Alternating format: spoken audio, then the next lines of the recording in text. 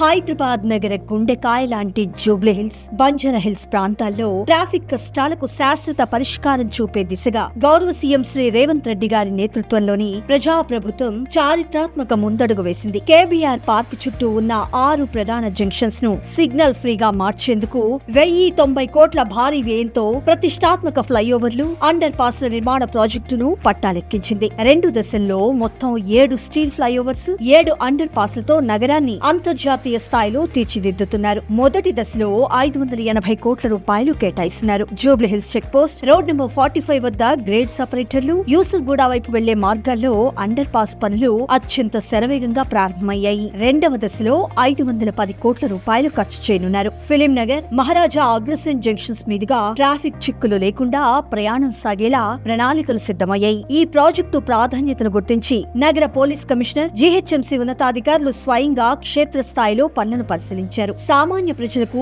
Traffic ఇబ్బందులు కలగకుండా పనులు పూర్తి చేయాలని ప్రభుత్వం స్పష్టమైన ఆదేశాలు జారీ చేసింది. మాటల్లోనే కాదు, చేతల్లోనూ అభివృద్ధిని చూపిస్తూ మన హైదరాబాద్ మహానగరాన్ని గ్లోబల్ సిటీగా మార్చడమే లక్ష్యంగా మన ప్రజా ప్రభుత్వం నడుం బిగించింది. ఈ ప్రాజెక్టు పూర్తయితే భాగ్యనగర వాసుల దశాబ్దాల ట్రాఫిక్ కళ నెరవేరుతుంది.